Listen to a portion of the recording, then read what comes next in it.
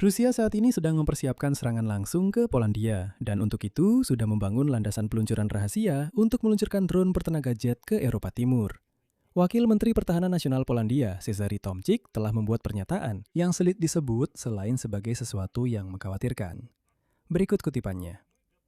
Kami sedang bersiap untuk perang dengan Rusia, sambil berharap perang itu tidak pernah terjadi, dan dia langsung menambahkan rincian. Provokasi besar-besaran dari Kremlin sangat mungkin terjadi dalam beberapa bulan ke depan. Dan ada penjelasan yang cukup jelas untuk itu, karena hari ini juga media The Telegraph mengungkapkan mengapa kewaspadaan seperti itu memang diperlukan di Eropa Timur. Rusia telah membangun setidaknya 10 pangkalan untuk meluncurkan drone kamikaze jarak jauh tepat di perbatasan dengan NATO. Dan beberapa dari pangkalan ini dengan mudah dapat menjangkau Warsawa.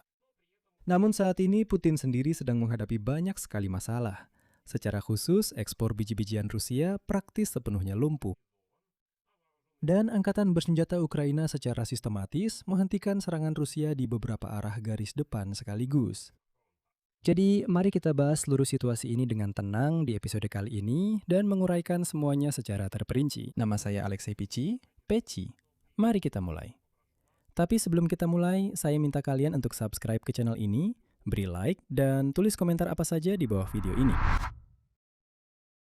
Jadi, mari kita mulai dari peringatan perang dari Polandia itu sendiri.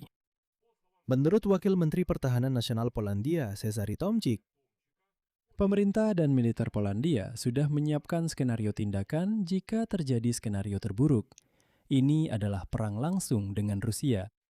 Detail yang menarik yang juga ia tekankan sendiri. Pemerintah Polandia tidak lagi membedakan skenario menjadi yang realistis dan yang tidak realistis. Mereka hanya membedakan antara yang mungkin dan yang kecil kemungkinannya. Berikut kutipan darinya. Hari ini saya tidak akan menetapkan batas waktu yang pasti.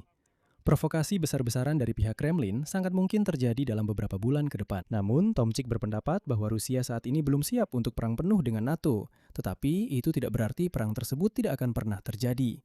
Dia juga mengimbau para sekutu untuk menilai kekuatan mereka sendiri secara realistis. Berikut kutipannya. Kita melihat bahwa Ukraina telah menahan Rusia, belum lagi seluruh potensi aliansi. Kita harus berhenti, sadar akan kekuatan nyata kita. Jadi di Polandia, mereka menyerukan untuk bersiap bukan untuk perang yang hipotetis, tetapi untuk perang yang benar-benar nyata. Katanya, lebih baik siap dan perang tidak pernah terjadi daripada perang dimulai saat semua orang tidak siap. Pada akhirnya, kita melihat situasi di mana Eropa terpaksa bereaksi terhadap setiap eskalasi dari Rusia. Dan bagi Rusia, setiap aktivitas militer NATO menjadi alasan untuk memberitahu rakyatnya bahwa NATO sedang bersiap menyerang mereka. Tapi penting untuk diingat bahwa NATO adalah aliansi pertahanan. Dan bahkan jika mereka sangat ingin menyerang lebih dulu, mesin birokrasi mereka hanya akan memungkinkan itu terjadi setelah bertahun-tahun. Sementara itu, seluruh strategi berfokus pada pertahanan dan tindakan balasan. Di sini saya ingatkan, perang Rusia melawan Ukraina sudah berlangsung lebih dari 12 tahun. Selama ini Rusia telah melakukan lebih dari satu serangan siber terhadap negara-negara Eropa. Dan baru sekarang Jerman mulai mempertimbangkan kemungkinan bukan serangan balasan, melainkan serangan siber preventif ke Moskow.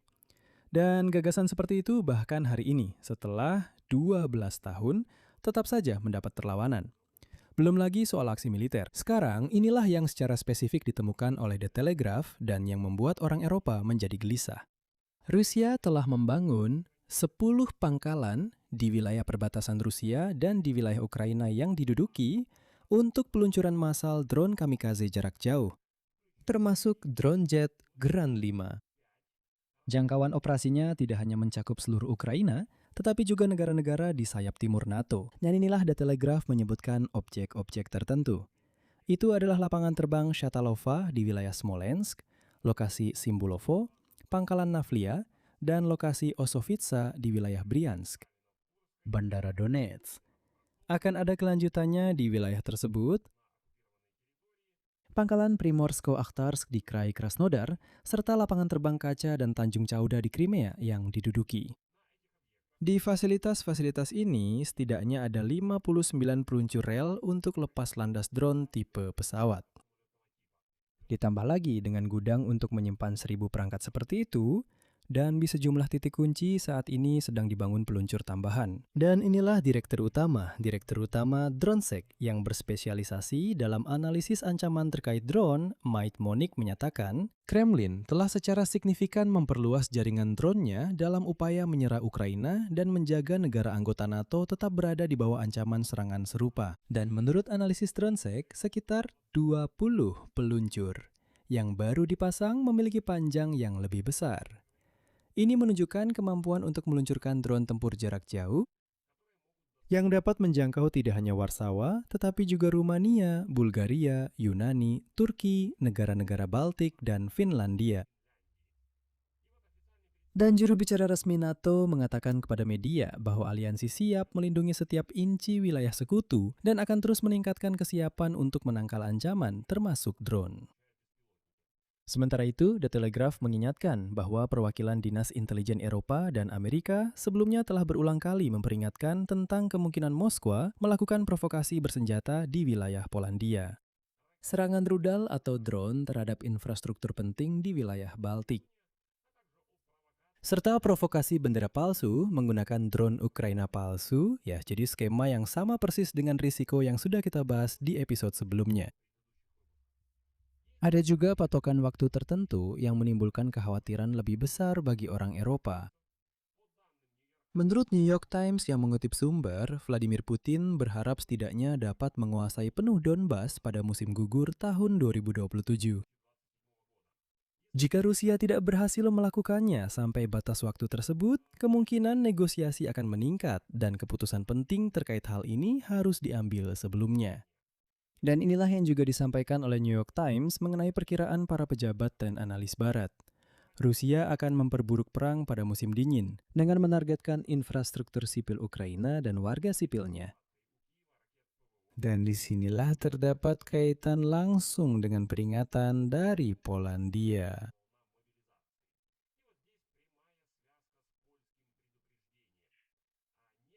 Beberapa orang khawatir bahwa Vladimir Putin merasa terpojok mungkin mencoba meningkatkan intensitas perang dan menguji solidaritas NATO melampaui serangan hibrida di Eropa.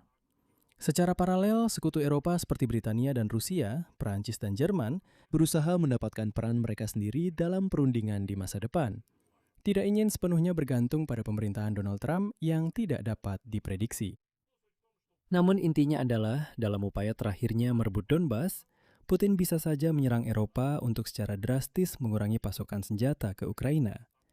Seolah-olah akan terjadi perang di sana, dan Eropa akan sibuk dengan perang itu, sementara Putin akan berusaha merebut Donbas sampai tuntas. Sekarang kita masuk ke bagian kedua dari topik hari ini. Dan di sini, situasinya jauh kurang menguntungkan bagi Kremlin sendiri, yang membuat kita berpikir bahwa banyak ancaman Putin mungkin hanya akan tetap menjadi gertakan saja. Karena di Rusia sendiri sudah cukup banyak masalah. Pertama-tama, Rusia sudah mengalami gelombang kedua krisis bahan bakar, yang tampaknya hanya bisa mereka atasi sebagian saja. Mereka mulai memproduksi bensin dengan kualitas sangat buruk, tapi itu pun masih belum cukup. Lalu mereka mulai mengimpor dari India. Dan itu juga masih kurang, sehingga muncullah gelombang kedua.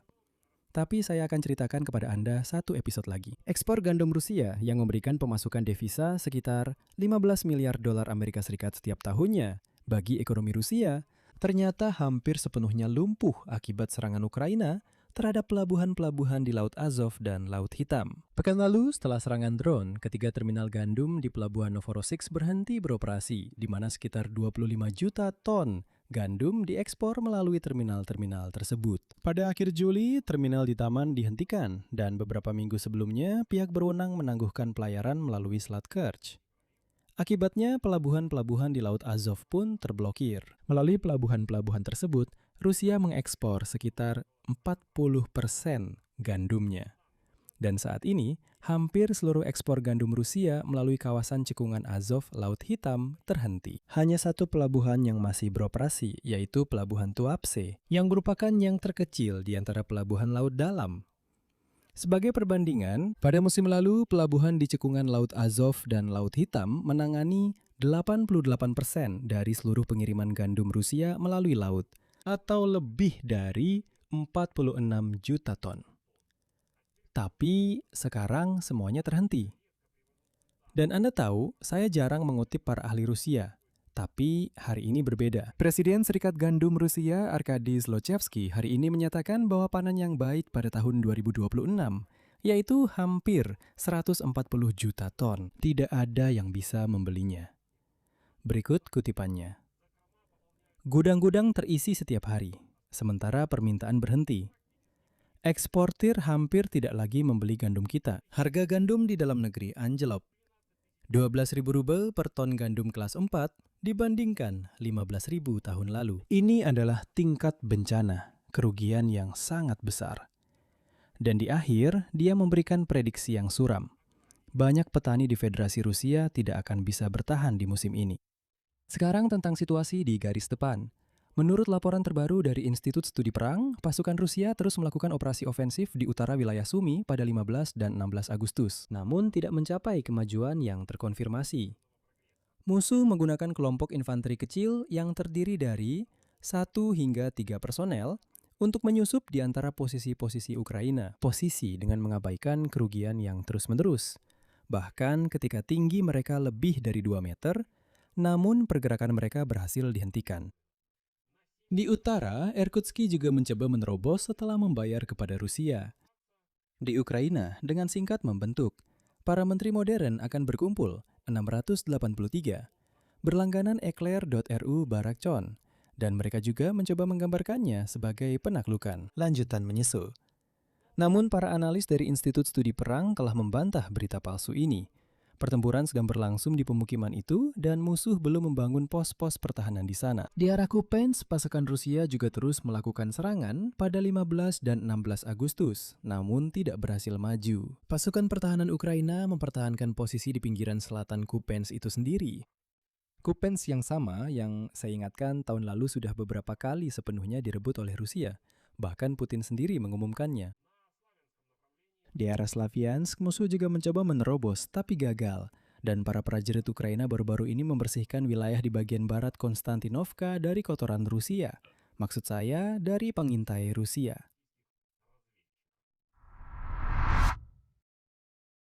Kesimpulannya, Rusia memang sedang mempersiapkan infrastruktur untuk kemungkinan serangan terhadap negara-negara NATO. Namun Putin yang sama, yang katanya mampu melakukan eskalasi seperti itu, saat ini sedang kehilangan banyak uang akibat serangan Ukraina ke Rusia. Dan menghadapi garis depan yang membeku, di mana bahkan kelompok infanteri kecil pun tidak bisa maju tanpa menelan korban yang terlihat jelas. Dan terhalang oleh tenggat waktunya sendiri, yaitu musim gugur tahun 2027, yang ia tetapkan sendiri untuk merebut Donbas. Jadi, untuk saat ini sepertinya Putin belum sanggup menopang satu front besar lagi. Di sini saya akhiri dulu, tuliskan pendapat dan kesimpulan Anda di kolom komentar di bawah episode ini. Jangan lupa subscribe channel ini, tekan lonceng, dan beri like.